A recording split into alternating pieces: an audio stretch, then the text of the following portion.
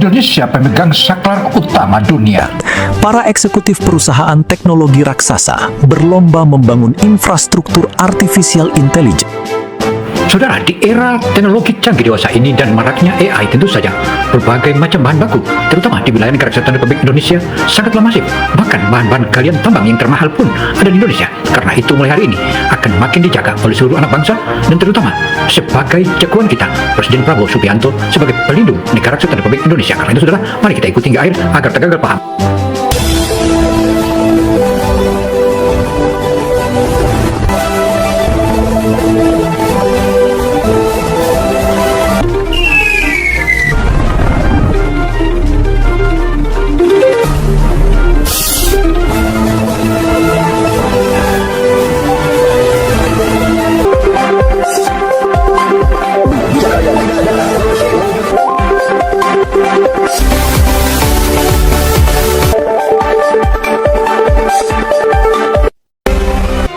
Assalamualaikum warahmatullahi wabarakatuh. Jumpa lagi dengan Opini Gino Television Indonesia. Kali ini Opini Gino tentang potensi alam Indonesia, terutama bahan galian tambang. Dan ini merupakan salah satu-satunya harapan dunia ada di Indonesia. Dan ternyata tambang tembaga di Indonesia ini adalah merupakan tambang yang paling besar di dunia. Bahkan dapat dikatakan bahwa kekayaan alam Indonesia bisa dengan mudah memperkaya seluruh anak-anak bangsanya.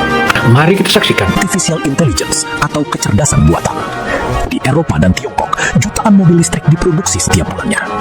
Tapi tahukah Anda, semua ambisi masa depan itu, mulai dari ChatGPT yang mungkin Anda gunakan hari ini, hingga mobil listrik canggih yang tidak mengeluarkan emisi, akan mati total tanpa satu material yang sangat purba.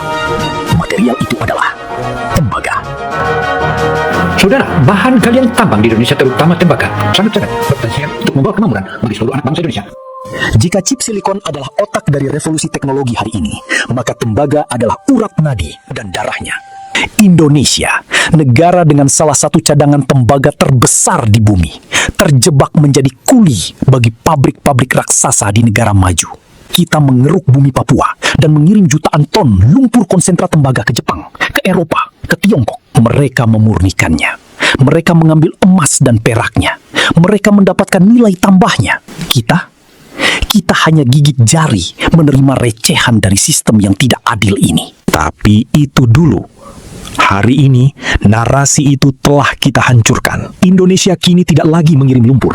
Indonesia kini resmi memegang saklar utama dari urat nadi teknologi global melalui sebuah mesin raksasa senilai lebih dari 56 triliun rupiah yang baru saja berdiri gagah di pesisir Gresik, Jawa Timur. Saudara, hadirnya pabrik smelter yang terletak di wilayah Gresik, Jawa Timur itu tentu saja akan membawa dampak positif terhadap berbagai pembangunan ekonomi, termasuk penyediaan lapangan pekerjaan. Sehingga dapat dikatakan bahwa smelter yang dibangun Jawa Timur itu bukan saja untuk memberikan kontribusi terhadap kemaslahatan anak-anak bangsa, melainkan juga dari sinilah akan lahir berbagai teknologi-teknologi tepat guna, terutama AI. Membajak rantai pasok bumi. Kita memaksa pabrik-pabrik barat untuk tunduk pada aturan main kita. Ini bukan sekadar cerita tentang sebuah pabrik. Ini adalah kisah tentang bagaimana Indonesia melawan dominasi global, Rusia ini. Untuk memahami mengapa langkah Indonesia ini membuat dunia bergetar, kita harus melihat apa yang terjadi di luar sana.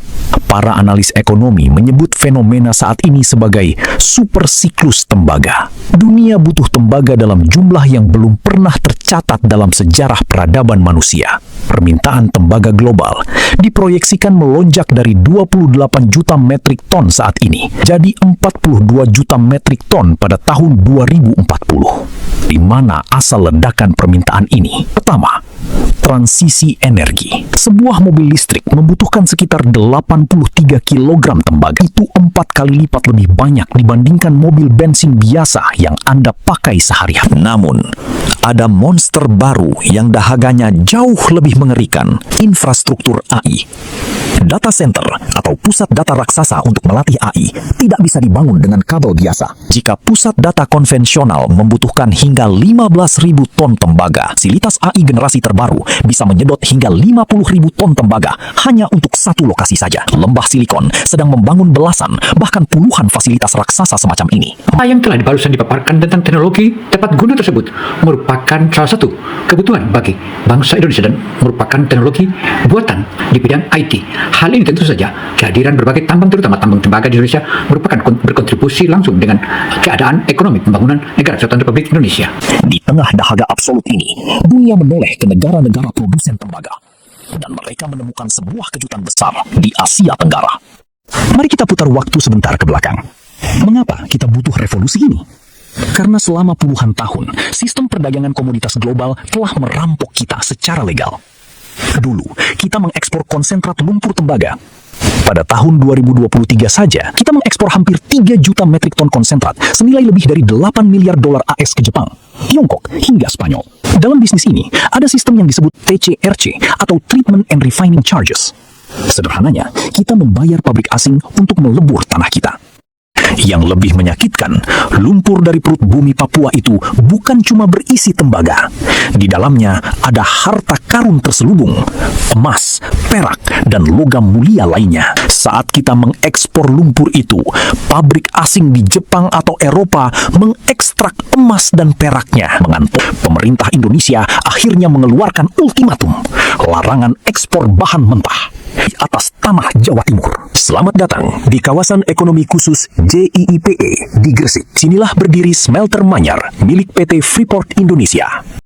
Saudara, hadirnya proyek EPIC ataupun smelter multinasional ini merupakan salah satu wejangan, ide dan gagasan presiden ke presiden serta berbagai pakar yang telah mengusulkan kepada Presiden Joko Widodo, kemudian kini ditindaklanjuti oleh Presiden Prabowo. Tentu saja kolaborasi antara Presiden Prabowo dan Joko Widodo membuat negeri ini makin kuat, sehingga smelter yang ada di Jawa Timur itu akan sangat berkontribusi terhadap pembangunan ekonomi serta sumber daya manusia di wilayah Indonesia.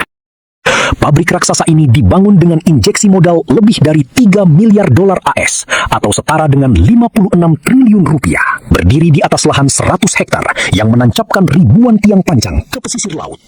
Fasilitas ini adalah smelter tembaga jalur tunggal atau single line terbesar di planet bumi. TFI menggunakan teknologi flash smelting dari Autotech. Ini bukan tungku api primitif. Sistem ini menggunakan panas dari reaksi kimia antara sulfur di dalam konsentrat itu sendiri dengan oksigen murni. Pur dari Papua menjadi hingga 900.000 ton katoda tembaga murni 99,99%. Dan ingat, harta karun yang dulu dicuri pabrik asing? Kini, smelter Manyar dilengkapi fasilitas pemurnian logam mulia, precious metal refinery, menambang harta karun tersebut di tanah air sendiri, menghasilkan sekitar 50 ton emas murni dan 210 ton perak setiap tahunnya. Sebutkan sebuah angka fantastis. Penerimaan negara dari operasional ini diperkirakan mencapai 80 triliun rupiah, baik dari dividen, royalti, pajak, maupun bea keluar, efek pengganda, atau multiplier effect.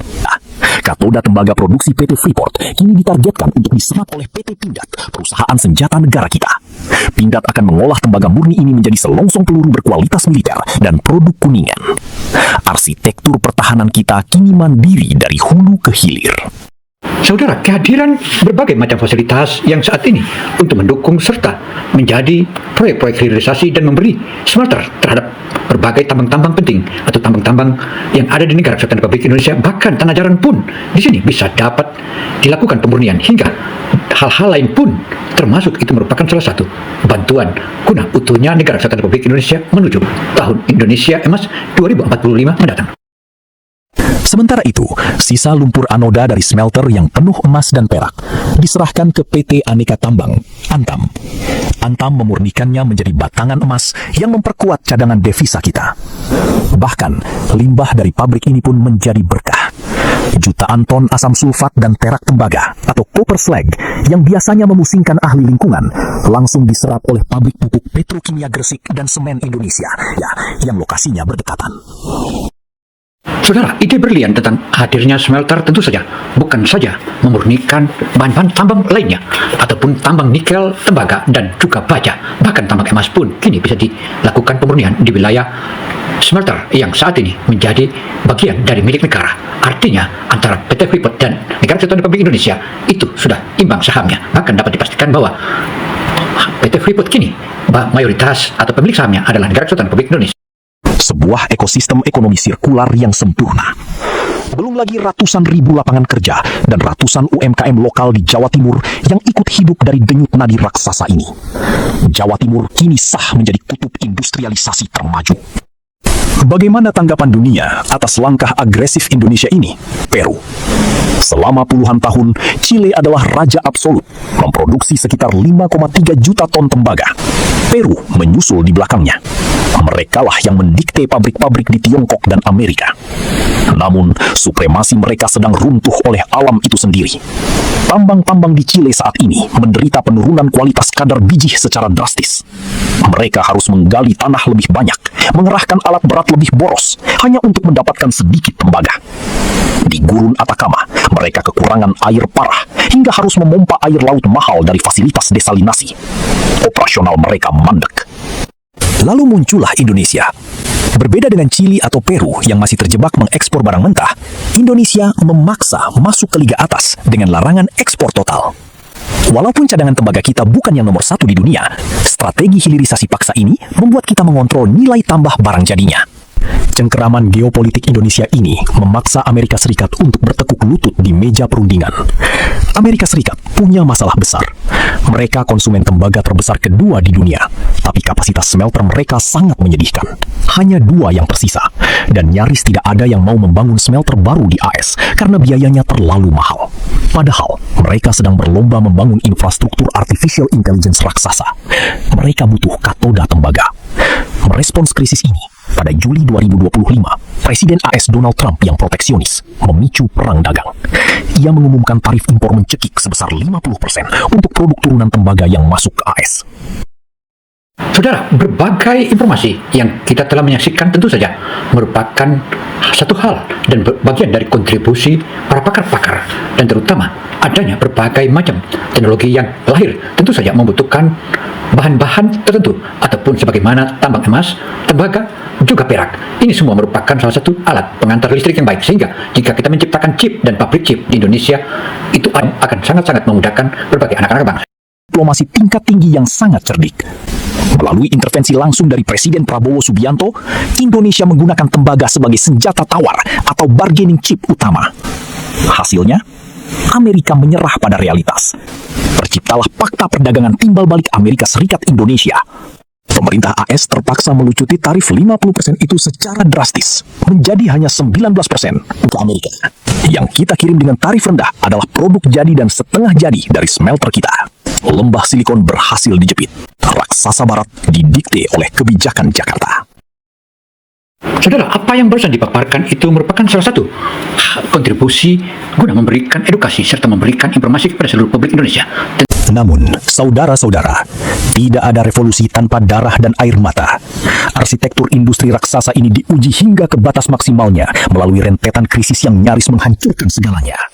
Pada Oktober 2024, tak lama setelah mulai beroperasi, bencana pertama melanda.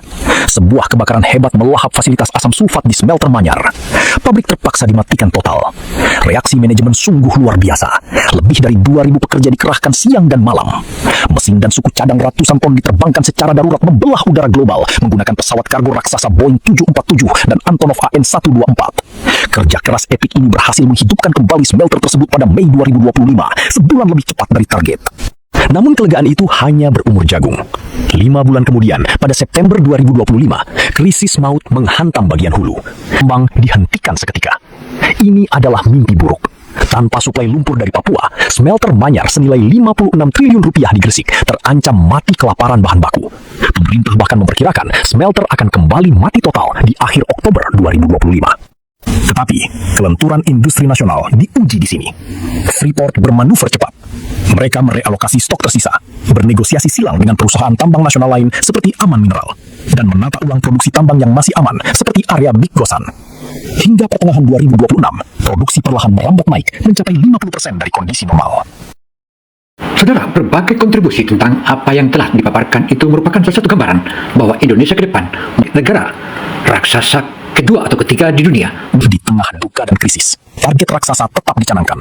Pemulihan 100% penuh akan dicapai di awal 2027. Mesin ini menolak untuk mati. Sekarang, mari kita bicara tentang masa depan. Ironisnya, kesuksesan luar biasa dari smelter Manyar ini justru menciptakan masalah baru yang sangat mewah bagi Indonesia. Masalah itu bernama oversupply atau kelebihan pasokan. Dengan beroperasinya smelter Freeport, ditambah ekspansi PT Smelting dan pabrik Aman Mineral, Indonesia akan memproduksi sekitar 1,1 juta metrik ton katoda tembaga kualitas super setiap tahunnya. Masalahnya, industri dalam negeri kita saat ini, pabrik kabel, elektronik, dan otomotif, hanya sanggup menyerap maksimal 300.000 ton. Artinya, ada sekitar 70% katoda tembaga murni kita yang terpaksa harus diekspor kembali. Tentu, mengekspor katoda murni jauh lebih menguntungkan dan bermartabat daripada mengekspor tanah berlumpur. Tetapi, ini adalah panggilan peringatan bagi bangsa ini. Tugas kita belum selesai. Setelah memaksa pabrik pemurnian berdiri di sini, tugas selanjutnya adalah memaksa raksasa software pembuat data center, produsen chip, pabrikan panel surya, dan perakit kendaraan listrik untuk memindahkan pabrik mereka secara fisik ke tanah Nusantara. Kita punya tembaga termurninya, maka bangunlah industri masa depan itu di atas tanah kita. Di ujung lain, di perut bumi Papua, investasi terus berjalan. Freeport menyiapkan sumur deposit raksasa baru bernama Kucing Liar yang menyimpan miliaran ton tembaga. Tungku pemanas di Jawa Timur dipastikan memiliki darah segar untuk terus menyala melintasi generasi. Tembaga hari ini bukan lagi sekadar pelumas revolusi industri. Ia adalah senjata kontrol hegemoni antar benua di era kecerdasan buatan dan kendaraan listrik.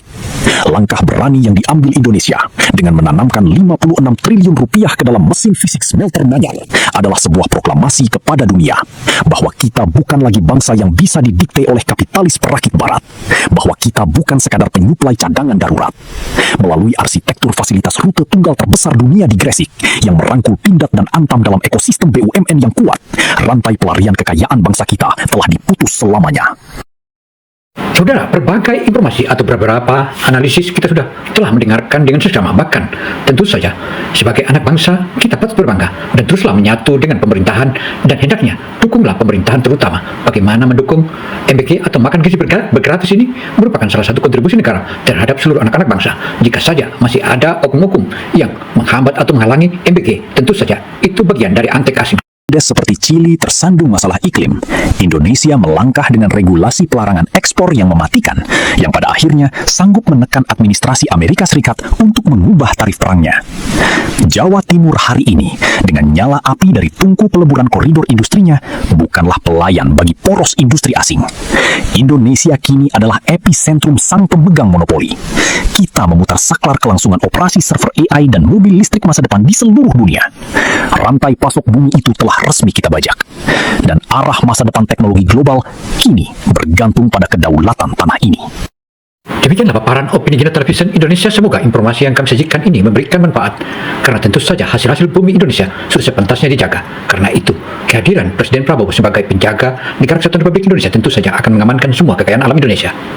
Sehingga dapatlah kita katakan bahwa ada awal dan juga ada akhir. Saya Gino Samsudin Mirsad melaporkan. Wassalamualaikum warahmatullahi wabarakatuh.